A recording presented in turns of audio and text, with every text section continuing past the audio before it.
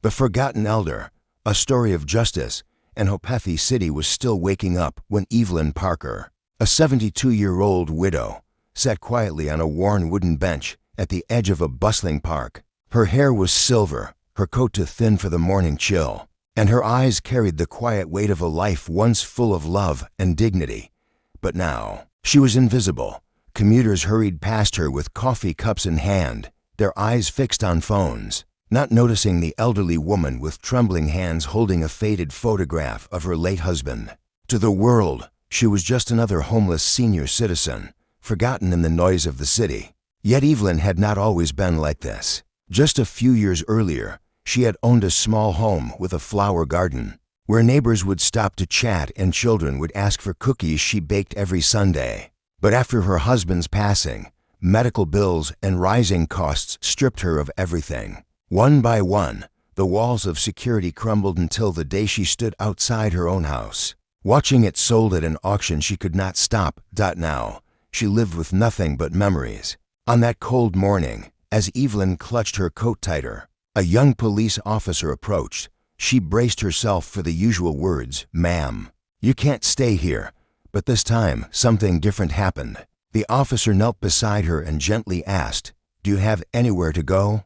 Her silence was the answer. What unfolded next was a chain of events that no one in the city could have predicted, where one woman's quiet suffering revealed the larger truth about forgotten seniors in America and how justice, compassion, and courage could still change a life when everyone else had turned away. Chapter 1. The bench nobody noticed at Park was alive that morning. Children's laughter rang from the swings, joggers passed by with headphones in their ears, and the smell of roasted coffee drifted from a nearby cafe. But on the far end of a worn wooden bench, tucked beneath a tree whose branches reached like tired arms, sat Evelyn Parker. She had been there for hours, watching the city wake up, watching people rush to jobs, meetings, and errands. To them, she was nothing more than another shadow on the street, an elderly woman with a faded coat, hunched shoulders, and hands that trembled as they clutched a photograph. It was the only thing she still carried from her old life.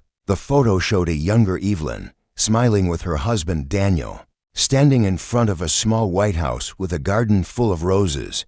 To a stranger, it might look like just another happy picture, but to Evelyn, it was a reminder of everything she had lost.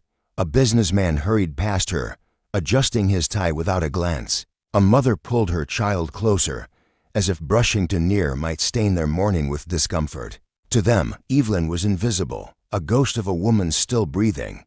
Her stomach growled, but hunger had long since become a dull ache she learned to ignore. What she couldn't ignore was the sting of the cold seeping through her thin coat. She pulled it tighter, tucking the photo inside like it needed warmth to dot. Just then, she heard footsteps slow down near her bench. She stiffened. Usually when someone stopped, it wasn't kindness that followed. Too many times, she had been told, "You can't sit here," or worse, had things thrown at her. Half-eaten sandwiches, spare coins tossed without eye contact. But this time was different. A young man in a crisp police uniform stood before her. His cap rested under his arm, his brown hair neatly combed, his eyes not sharp with authority but soft with concern. He couldn't have been more than 28. For a moment, Evelyn avoided his gaze, expecting the familiar script. "Ma'am," he said gently, lowering his voice so passers-by wouldn't overhear. Do you have somewhere to go tonight?" The words caught her off guard.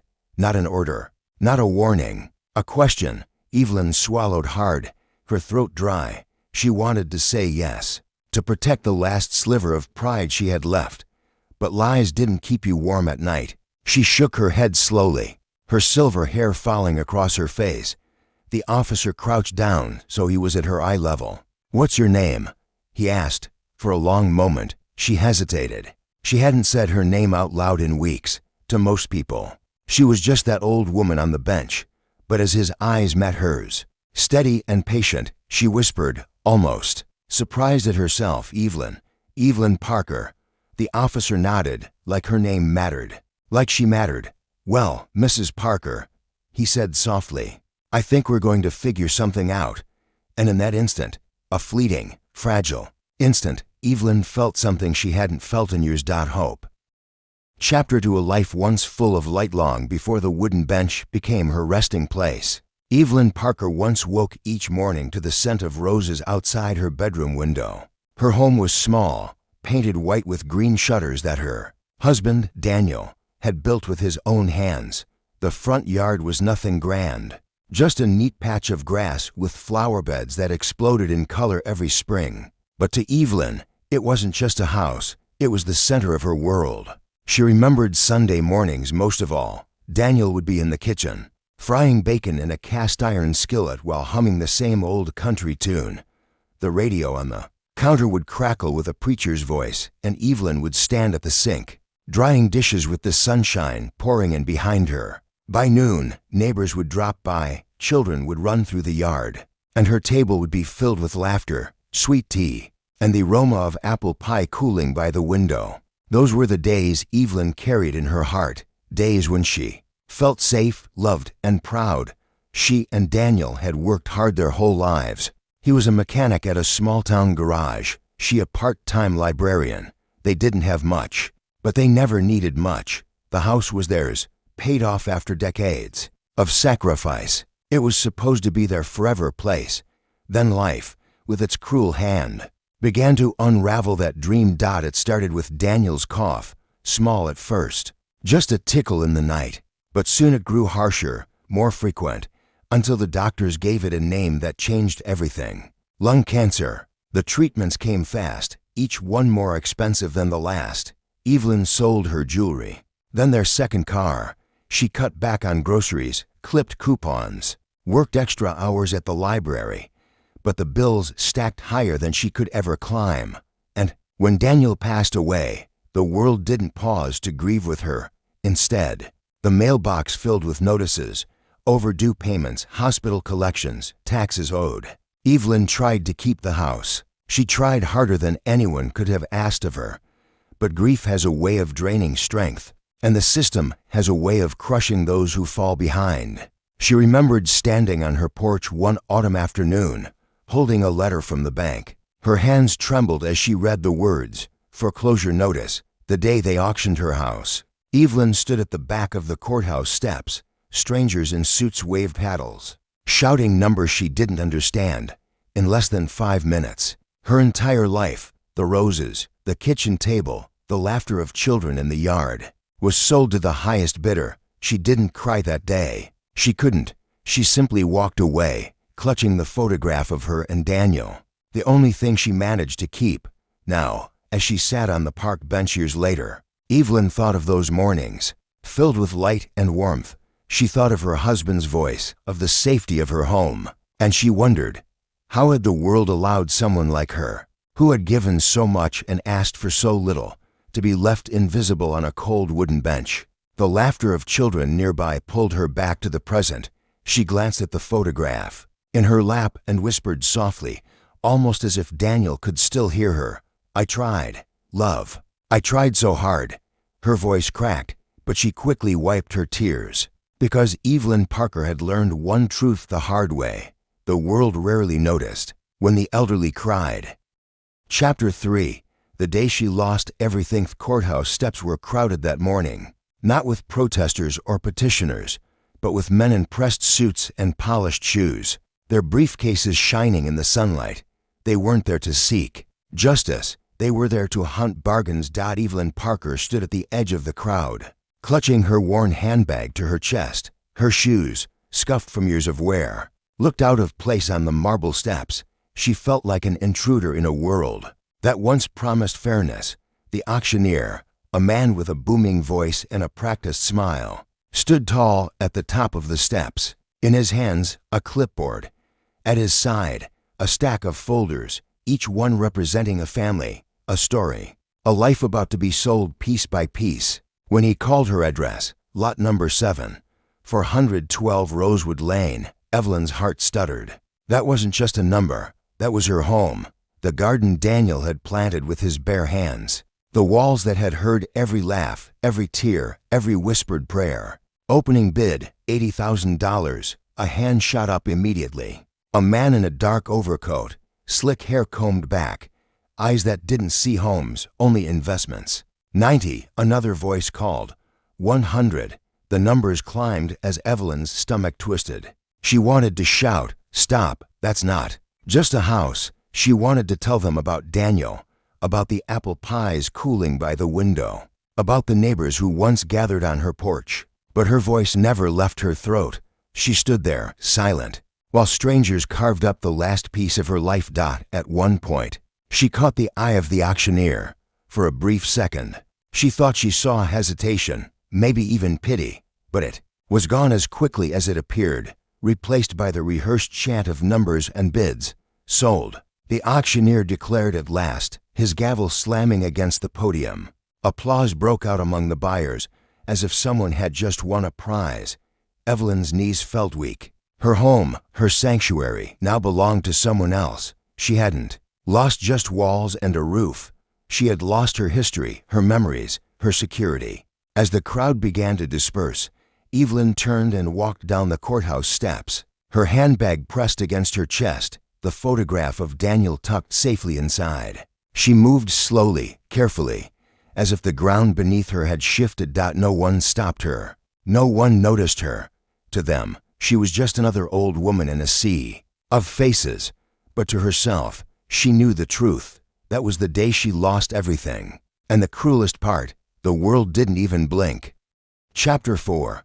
The streets don't careth. First night without a roof over her head was the hardest. Evelyn Parker walked aimlessly after leaving the courthouse, clutching her handbag like a shield against the world. By the time the sun fell, the city had turned into a blur of neon lights and hurried footsteps.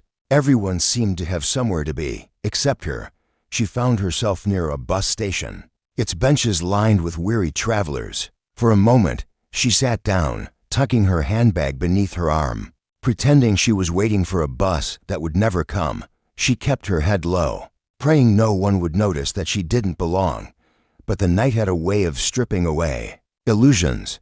As the hours dragged on, the benches emptied, and Evelyn was left in the company of silence, cold air creeping through her thin coat. That was when the reality settled in. She was homeless. The next morning, she tried a shelter. The line wrapped around the block, men and women of every age waiting with tired eyes. When Evelyn finally reached the entrance, a volunteer offered her a cot in a crowded room where the air was thick with the smell of sweat and damp blankets. She lay awake most of the night, clutching her handbag, afraid someone might take the only thing she had left. The cries of a baby echoed in the dark.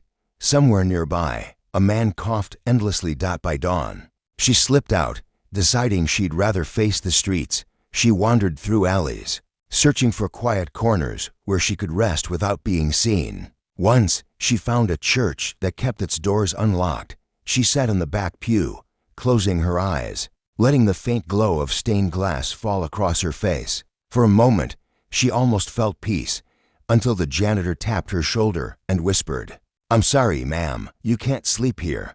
The rejection stung more than the cold. Days blurred into weeks. Evelyn learned where she might find a free sandwich, where public restrooms stayed unlocked, where the police turned a blind eye, and where they didn't.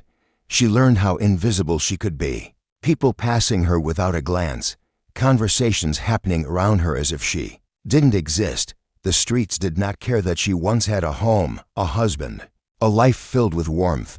The streets did not care that she was 72, with aching knees and a heart still mourning Daniel. One evening, as she sat on a park bench watching the sun dip low, a group of teenagers passed by. They laughed, tossing crumbs of bread at her feet as if she were a pigeon. Evelyn lowered her head, gripping her handbag tighter, the photograph inside pressing against her chest like a heartbeat. She whispered to herself, "Hold on, just hold on," because in a world that had turned its back, all she had left was the fragile strength to endure one more night. And though she didn't know it yet, that small act of endurance, of surviving the streets that didn't care, would lead her toward the one person who finally would. Chapter 5. An unexpected ally. Park had become Evelyn's quiet refuge. The bench beneath the old oak tree was hers now, a place where she could disappear into the rhythm of passing days. She sat there one crisp afternoon, her fingers tracing the edges of the photograph in her lap. When a familiar voice broke through the noise of the city, Mrs. Parker, Evelyn looked up, startled. It was the young police officer she had met days before. His uniform was the same, but this time his expression carried more than passing concern. He wasn't just checking on her. He was searching for her. For a moment, Evelyn's instinct was to shrink back, to brace herself for what always came next. "You can't stay here, ma'am." But instead, he lowered himself onto the bench beside her, his presence calm, unthreatening. "I've been looking for you," he said. "I couldn't stop thinking about our last conversation." Evelyn gave a weary smile, thin and uncertain. "I'm sorry, officer. I don't want to be a burden." He shook his head firmly. "You're not a burden. My name's Officer Mark Reynolds." He extended his hand, as if to remind her that she was not just some nameless figure on a bench. For the first time in what felt like years, Evelyn shook a stranger's hand. Mark hesitated, then added, "I told my aunt about you. She used to be a lawyer, a really good one. She fought housing cases for decades before she retired. When I told her your story, she wanted to meet you." Evelyn blinked, unsure if she had heard him right. "A lawyer? For me?" "Yes," Mark said. "She believes what happened to you, losing your home like that, it might not have been legal. Or at the very least, it wasn't right." Evelyn's throat tightened. She wanted to believe him, but years of disappointment had made hope dangerous. Too many times, promises had led to nothing. She clutched her photograph tighter. "I don't know if I can start all that again," she whispered. Mark leaned forward, his voice steady. "Mrs. Parker, I see people every day who've made choices that put them where they are. But you did nothing wrong. You worked hard your whole life. You loved your husband, you paid your dues, and the system failed you. Someone needs to stand up for you, and my aunt can do that." Silence stretched between them. Evelyn's eyes welled with tears she fought to hold back. Finally, she nodded. So softly, it was almost imperceptible. That evening, Mark walked her to a modest brick house on the edge of town. The porch light glowed warmly, and for the first time in years, Evelyn felt the faint echo of what it meant to be welcomed somewhere. At the door stood Margaret Reynolds, a woman in her 60s with sharp eyes and a presence that radiated both strength and compassion.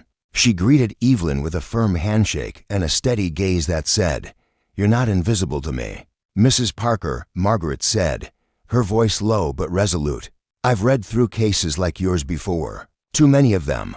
I can't promise miracles, but I can promise this. I won't let them forget you." Evelyn's chest tightened. For years, she had been overlooked, brushed aside, treated as though she were already gone. And now, sitting in that doorway, hearing those words, she realized she had found something she thought she had lost forever. An ally, and perhaps, just perhaps, a chance for justice. Chapter 6. The Court of Dignity Courthouse looked different this time. The last time Evelyn Parker stood here, she had watched strangers bid on her life's work. Her home, until it was gone. That memory still haunted her.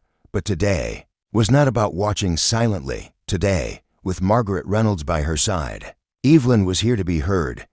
The courtroom itself smelled of polished wood and old paper, the kind of place where lives could be reshaped with a single ruling. Rows of benches filled with curious onlookers, reporters with notepads, and representatives of the very development company that had stripped Evelyn of her home. Men in tailored suits whispered to each other, confident smirks on their faces. Evelyn sat at the plaintiff's table, her hands folded tightly in her lap. Her handbag, with Daniel's photograph tucked inside, rested at her feet like a loyal companion. She glanced at Margaret, who stood tall, dressed not in flashy clothes, but in simple professionalism. There was steel in her eyes, the kind forged from decades of fighting for people the system tried to forget. When the bailiff called the court to order, Evelyn's heart pounded. The judge entered, his robes flowing as he took his seat. The gavel struck once. Case of Parker versus Rosewood Development is now in session. Margaret rose first. Her voice was calm, clear, and deliberate as she addressed the court. "Your Honor, ladies and gentlemen, this case is not about property lines or paperwork. It is about dignity. My client, Mrs. Evelyn Parker, is 72 years old. She worked her entire life. She and her husband paid off their home after decades of sacrifice. Yet through predatory practices, a web of medical debt, and questionable foreclosure proceedings, she was left on the streets, invisible, forgotten. Murmurs rippled through the courtroom. Evelyn lowered her eyes, cheeks burning. But Margaret pressed forward, unwavering. Mrs. Parker's home was sold at auction in less than 5 minutes. No effort was made to ensure she understood her rights. No attempt to protect her as a senior citizen vulnerable to exploitation. She was treated as a number, not as a human being. Margaret paused, her gaze sweeping the room. But she is not a number. She is a citizen of this country. And today, we demand that her dignity be restored. The defense attorney rose, smug and confident. He adjusted his expensive watch before speaking. With all due respect, Your Honor, this is not about dignity. It's about contracts and obligations. Mrs. Parker failed to meet her financial responsibilities. The bank acted within the law. The development company purchased the property fair and square. Sympathy, while admirable, cannot override legal process. His words were smooth, rehearsed, but they landed cold. Evelyn felt her stomach twist as he spoke of her life. As though it were nothing more than a line item, Margaret stood again, this time holding up a folder. Your Honor, I have here evidence that Mrs. Parker was never properly notified of her right to mediation. Additionally, documents suggest the development company pressured the bank to accelerate foreclosure, targeting seniors like Mrs. Parker who they believed would not fight back. Gasps echoed in the courtroom. Even the judge leaned forward, brows furrowed. Evelyn sat frozen, her breath shallow. For the first time, the injustice she had endured was no longer invisible. It was out in the open, laid bare under the fluorescent lights of a courtroom that suddenly felt like more than just walls and benches. It felt like the place where her voice, silent for too long, might finally be heard. Margaret placed a reassuring hand on Evelyn's shoulder before sitting down. We are not here to bend the law, she said firmly. We are here to ensure it is applied with humanity. The gavel struck again, signaling a recess. The crowd buzzed with whispers, reporters scribbling furiously, cameras flashing outside. The doors. Evelyn sat still, her trembling hands pressed together. For years she had been invisible. Today, she was the center of a battle, not just for her home, but for her dignity. And for the first time in a long time, Evelyn Parker believed that justice might actually find her. Chapter 7. Justice. Long overdue. Courtroom was silent when the judge returned. Evelyn Parker's palms were damp, her fingers clutching the small photograph of Daniel tucked inside her purse. She whispered to herself like she always did, when nerves rose up inside her, "Stay strong, Daniel, stay with me." When the bailiff called for order, every murmur died away. The judge cleared his throat, adjusting his glasses as he looked over the thick stack of papers before him. His expression was unreadable, but his eyes lingered on Evelyn longer than they had the day before. Margaret stood tall beside Evelyn, her hands folded neatly, her chin lifted in quiet confidence. Across the aisle, the development companies. Lawyers leaned back in their chairs, smug and relaxed, as if certain of the outcome. The judge began to speak. This court has reviewed the evidence presented by both parties. While foreclosure proceedings were indeed initiated, it is this court's finding that the process lacked transparency and failed to provide adequate protection for Mrs. Evelyn Parker, protections that are, under law, guaranteed to senior citizens in her position. A hush fell over the room. The defense attorneys shifted uneasily. The judge continued, his voice firm. The documents provided demonstrate an undeniable pattern, one in which this development company deliberately sought out vulnerable homeowners, accelerating proceedings to acquire property with little regard for ethical responsibility. He looked directly at the row of suited executives. Such conduct cannot be excused, nor can it be allowed to stand. Evelyn's breath caught in her throat. Her chest tightened as though she had been holding her breath for years, and in some ways, she had. The gavel struck once. This court rules in favor of the plaintiff, Mrs. Parker. The foreclosure is vacated. Title and ownership of her home are to be restored immediately. Furthermore, this court orders restitution for the emotional and financial damages Mrs. Parker has endured. Justice demands no less. The words echoed through the courtroom like a hymn. For a moment, Evelyn couldn't move. She sat frozen, her eyes wide, as the reality washed over her. Her home restored, her name cleared, her dignity returned. Tears blurred her vision. She reached for Margaret's hand, clutching it with trembling fingers. "Thank you," Evelyn whispered, her voice breaking, but Margaret only shook her head gently. "You did this, Evelyn. You found the courage to fight back. All I did was help you speak." Reporters rushed forward, their cameras flashing. Voices shouted questions. "How does it feel, Mrs. Parker? Do you believe justice has been served? What will you do now?"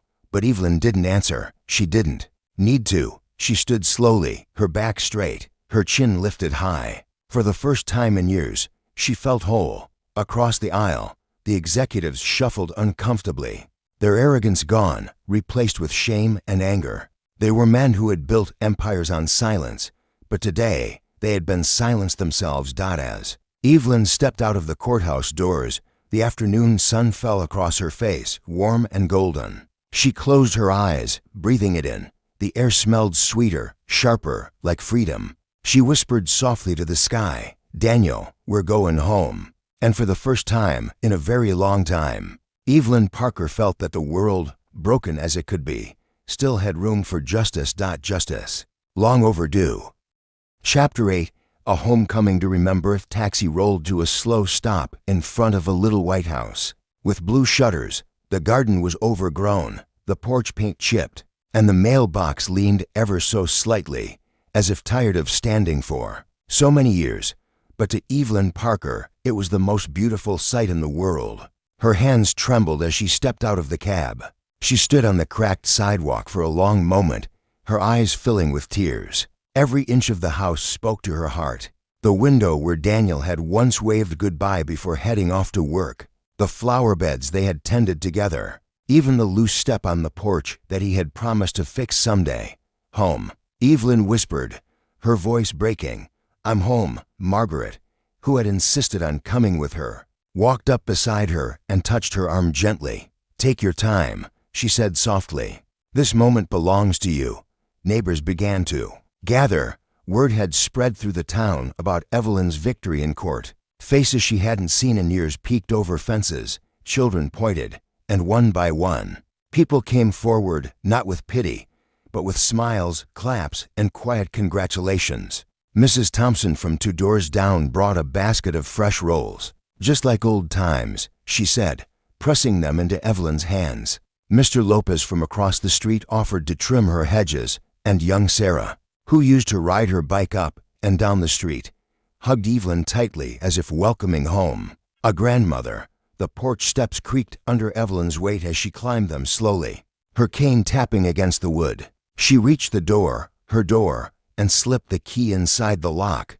For a moment, she feared it wouldn't fit anymore, that too much time had passed. But the key turned. The door swung open. The scent of dust and old wood greeted her yet. It felt warm, familiar. Sunlight streamed in through the curtains, catching the dust motes in the air like golden fireflies.